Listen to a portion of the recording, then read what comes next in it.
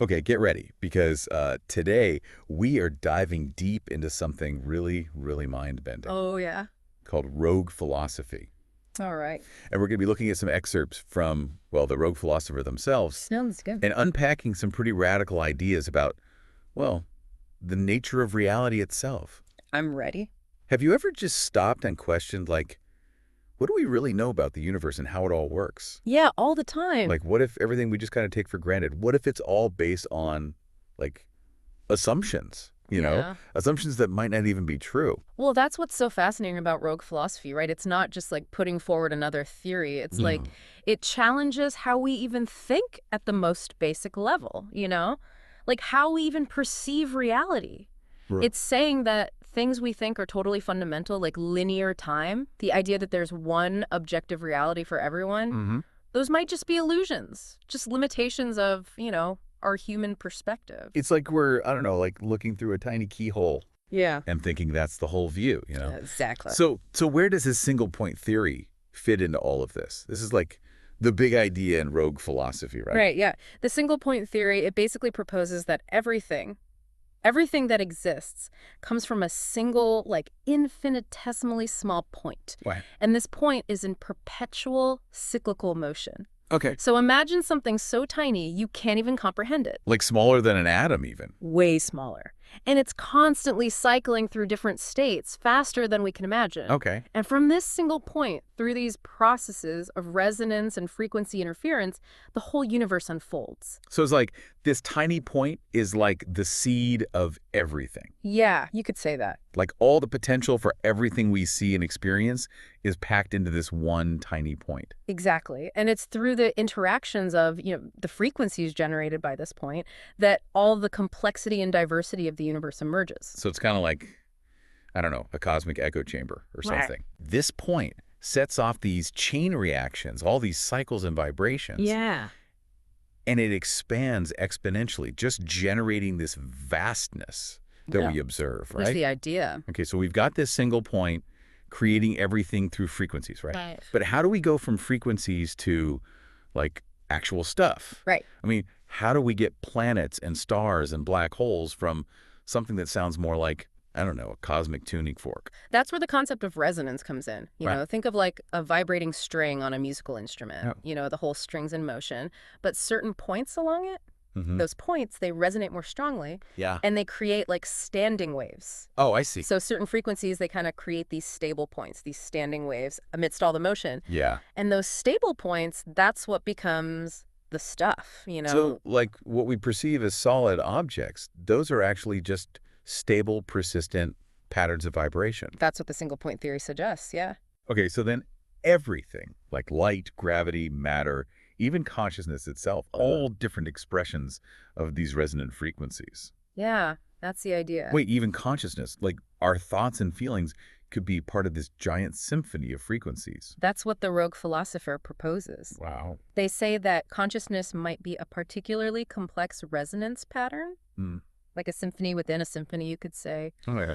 And our senses might be interpreting these frequencies, translating them into the sights and sounds and feelings that we experience. That's mind-blowing. Yeah. But it does make you wonder, right? Yeah. If everything's ultimately connected through this one single point, this cosmic vibration, does that change how we should see ourselves, like our place in the universe? It definitely challenges the idea that, humans are separate from nature, that we're somehow superior to it. Mm-hmm. We become like integral parts of this interconnected system. We're Yeah. participants in this cosmic dance of creation, not just observers.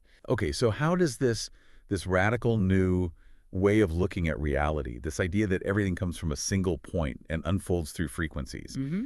how does that change how we understand, the laws of physics? Like, what about things like the speed of light? Does that still hold true in this frequency-based universe? The rogue philosopher has some interesting thoughts on that. Okay.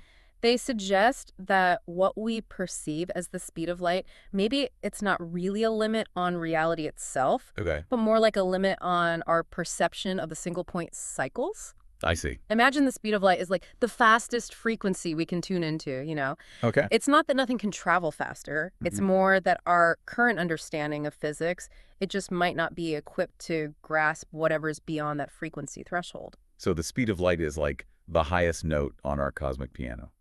I like that. Not the end of the music, but just the limit of what we can currently hear. Exactly. And that opens up some really mind-boggling possibilities. Like, Well, what if there are, entire realms of existence vibrating at frequencies beyond our perception, stuff we haven't even begun to imagine? it's like we're standing on the edge of this vast, unexplored ocean of reality, you know? Yeah, And rogue philosophy is giving us our first little glimpse of what might be out there. that's a great way to put it. And the implications, I mean, they're not just limited to physics, right? Right. If everything is interconnected through this single point, Yeah. if actions have ripple effects throughout the entire system, Mm-hmm. then ethical considerations, they become like super important. Absolutely. So the golden rule, treating others as we want to be treated, that becomes more than just a suggestion, right? It's like a fundamental principle of existence itself. Exactly.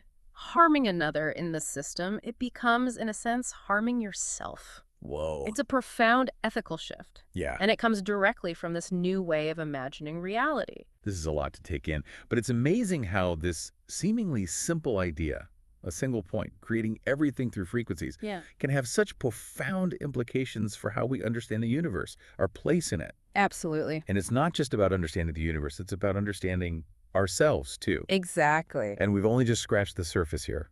In part 2, we'll dig deeper into how this theory impacts our understanding of knowledge, faith, even the very nature of existence itself. Definitely a lot more to explore. So stay tuned. Yeah, stay tuned.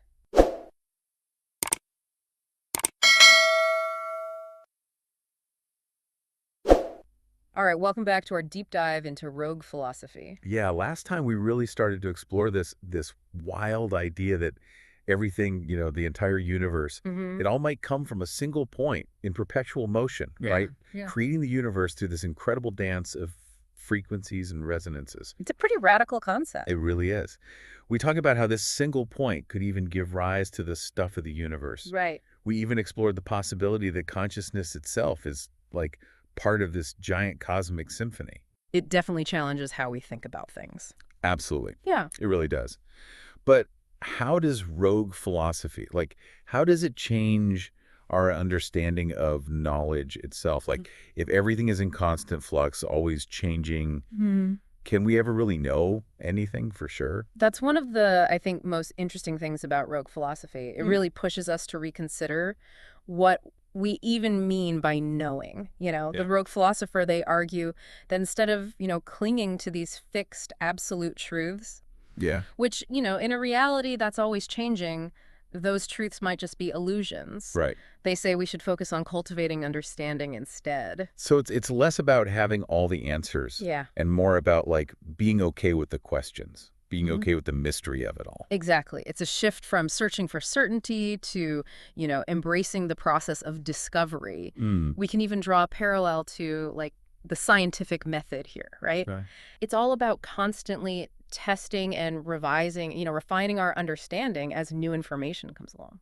Yeah, I see what you mean. If you're holding on to these rigid beliefs, it makes it hard to adapt, to Yeah. grow when new information comes along. Exactly. But what about faith? How does this idea of constant change, of embracing uncertainty, like how does that affect our understanding of faith? Well, the rogue philosopher makes a clear distinction Okay. between blind faith and a more grounded, understanding-based approach. Mm. Blind faith, the kind that's rooted in, dogma or unquestioned beliefs, it can be really limiting. Yeah. It can actually, prevent us from really engaging with the dynamic nature of reality. So it's more about having faith in the process of discovery itself. Yeah. Like having faith that, even though the river is always flowing, always changing, we can still navigate it, find our way. That's a great analogy. It's about trusting the unfolding of existence, even when we don't have all the answers. And this idea of faith, it connects back to the idea of interconnectedness. Right. We talked about that before. Oh. If everything's linked through this single point, then, our actions, they have ripple effects throughout the whole system. So does that make the golden rule, treating others how we want to be treated, does that become like more than just a moral guideline, like almost like a law of nature. Like if we're all part of this system, maybe treating each other well is how we keep the whole thing running smoothly, right? That's a really powerful way to look at it. Yeah. The rogue philosopher actually suggests that actions aligned with the golden rule, they create resonance. Hmm. They actually contribute to the positive evolution of the whole system. It's like we're each, responsible for contributing a beautiful melody to this cosmic symphony. Yeah, a beautiful image. But okay, so if everything's in constant flux, Right, right. how does the single point create any kind of stability at all? Like, how do structures like planets or stars, even living beings, how do they last? If everything's always changing. That's where the interplay of resonance and frequency interference, that becomes super important. Great. Because while, everything's moving at the most basic level, Yeah. certain patterns of frequency, they create stable resonances. Hmm.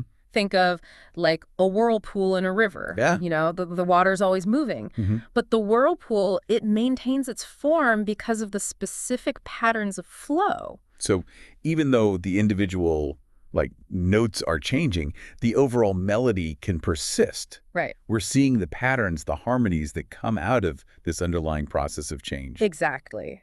And those persistent patterns, those are what give rise to the physical laws and constants that we observe. Like the speed of light. Yeah, like the speed of light. That could be seen as like a particularly stable resonance point within the single point cycle. It's a frequency limit that defines the boundaries of our observable universe. I think I'm starting to get it. But it still feels like a huge leap, to go from this tiny point to the vastness and complexity that we see in the universe. A mind-blowing concept. How do we even begin to imagine a process that could create all of this? Well, the rogue philosopher suggests that maybe we're underestimating the creative potential of simple rules and initial conditions. Think of like a snowflake. Okay. A simple repeating pattern can create an incredibly intricate, unique structure. Yeah, that's true. And similarly, the single point's motion, even though it's simple, over vast stretches of time, it could set off this chain reaction of expansions and frequency interferences, leading to, all the complexity we see. So time is the key ingredient here. Yeah, you could say that. Given enough time, even a seemingly simple process can lead to incredible complexity. Absolutely. It's mind-boggling to think about the scale of cosmic time involved in all of this. It really is. And remember, the single point cycles, they're thought to occur at timescales that are even smaller than Planck time. Wow. Which is the smallest meaningful unit of time in physics. Yeah, that's tiny. So the cumulative effects of these cycles over billions of years, that's what could have created the universe we see today, with all its galaxies and stars and planets, even life itself. Okay, so we have this universe that's always changing, driven by this single point in perpetual motion, creating everything through these frequencies and resonances. But where does human consciousness fit into all of this? Right. If we're just another expression of this cosmic symphony, what does that mean for, our sense of self, our place in the universe? That's where things get, really philosophical. Yeah. The rogue philosopher suggests that consciousness might be a specific type of frequency pattern, Okay. a resonance that rises from the complex interplay of the single point cycles. Okay. And our senses, they're basically interpreting those frequencies, translating them into, the sights and sounds and feelings that we experience. So we're each a unique instrument in this cosmic orchestra. Yeah. Each playing our own little melody. That's a beautiful way to put it. And just different instruments contribute to a larger piece, our individual consciousnesses contribute to the overall symphony of existence. Yeah, I like that. And the rogue philosopher emphasizes that there's no hierarchy in this system. Every frequency, every resonance, they all have their own value and importance.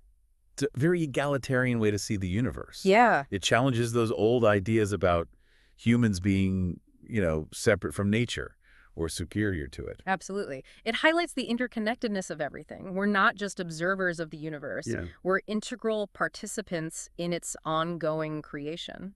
But if consciousness is just a frequency pattern, does that mean we don't have free will? No. Are we just playing out some predetermined score? Yeah, that's a question that has puzzled philosophers, for ages. Yeah. The rogue philosopher doesn't really give a definitive answer, Okay. but they suggest that free will might be an emergent property within this system. While the underlying frequencies might set some boundaries, the Yeah. complexity of the whole thing allows for some freedom, some creativity within those limits. Okay. It's like improvising within a musical piece.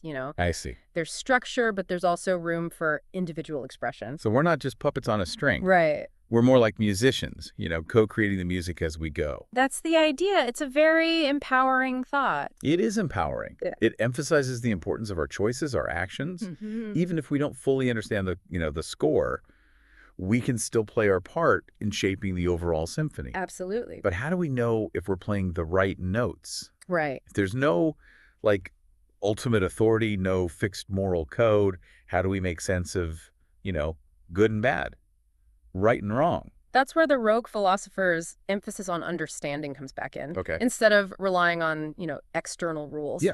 Rogue philosophy encourages us to develop an internal compass, guided by, empathy, compassion, and a deep understanding of the interconnectedness of everything. So it's about making choices that harmonize with the overall flow of existence. Exactly. Choices that contribute to the well-being of the whole symphony, not just our own little part. That's a beautiful way to put it. It's like we're all responsible for composing this beautiful symphony together, Yeah. using our understanding of interconnectedness as our guide. Yeah, I like that a lot. It's incredible how these philosophical ideas can, totally reshape how we think about the universe. Yeah, it really is. And it's not just about, gathering information. It's about changing our whole perspective. It is. It's about opening ourselves up to completely new ways of seeing the universe and our place in it.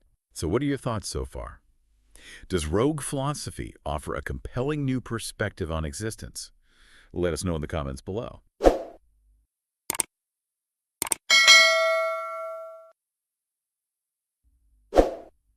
All right, welcome back to our deep dive into rogue philosophy.